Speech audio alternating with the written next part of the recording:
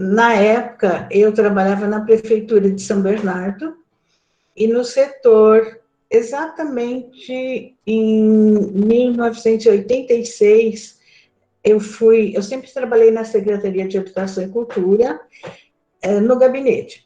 Aí, né, eu fui para o setor de pesquisa, era uma supervisão de pesquisa e estudos da história local que tinha sido criada recentemente, né? Houve um seminário que foi organizado pelo CEPAM. O CEPAM era um órgão estadual de administração pública, né? E aí os setores foram convidados, a região toda e algumas entidades. E a ideia era trazer essa temática de preservação, de história, de memória, de patrimônio, de pesquisa para as cidades, descentralizando, né, a questão. E a gente não tinha, assim, tanto conhecimento com as pessoas desta área, porque a coisa acontecia mais isoladamente, né? O nosso trabalho aqui, o trabalho deles lá em Santo André, o outro lá em São Caetano, e aí decidiu-se criar o GIPEM, que um grupo de independente de pesquisadores da memória do ABC, e eu participei também desde o início. Nós começamos a fazer visitas, organizar passeios para conhecer os patrimônios, a área cultural, como que acontecia. Naquela época era muito só eventos, sabe? Programação e alguns eventos. Não tinha essa situação de seminários, de encontros, de discussão de algum tema, né? Tinha todo tipo de área e segmento, artistas, pesquisadores, historiadores, arquitetos, geógrafos e também o memorialista, o cidadão comum, né? E nisso organizou-se o Congresso de História, que a ideia veio do professor José de Souza Martins, né?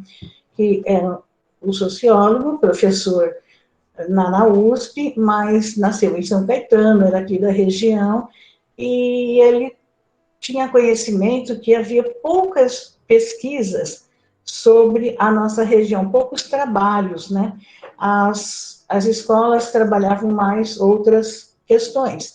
Então, a ideia dele era incentivar que se estudasse a região. O primeiro congresso, a temática central era a classe trabalhadora em seu lugar, né? Mas foram trabalhadas todas as outras questões também de preservação da arte. Nós visitamos várias escolas, também tinha o apoio do Diário, o Ademir Médici, lá no jornal, com a coluna Memória, que já na época já existia, né? E outras pessoas envolvidas, assim, todos esses setores de memória, história, cultura em geral, eles também estavam envolvidos na organização, né? E também alguns memorialistas, a CISA, também algumas entidades que a gente conseguiu, está chamando SESC, foi movimentando e foi surgindo a importância, né, do registro, do legado que se deixa.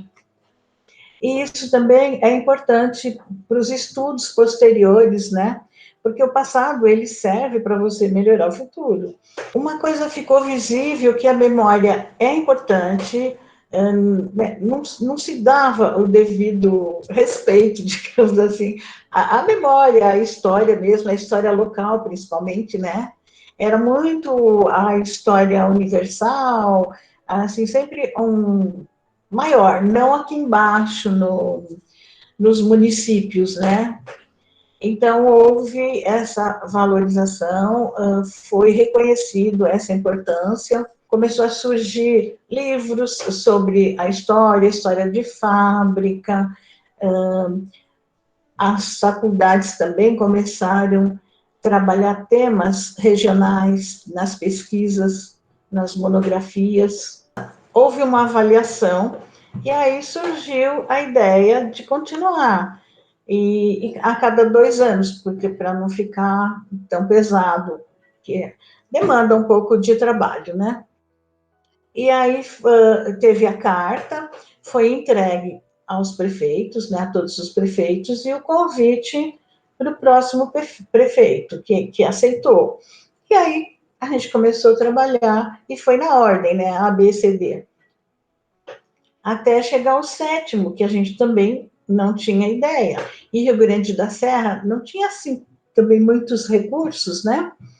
Mas o sétimo de Rio Grande da Serra foi muito bom, porque aí o consórcio abraçou. E o presidente da época também entrou com patrocínio, enfim, foi feito um trabalho bem interessante no sétimo.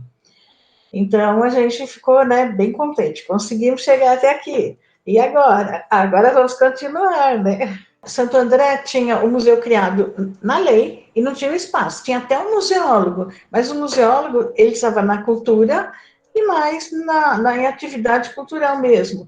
Embora até tivesse algum acervo bem pequeno, mas não tinha um espaço aonde ficava abrigado esse acervo. E aí aconteceu o museu.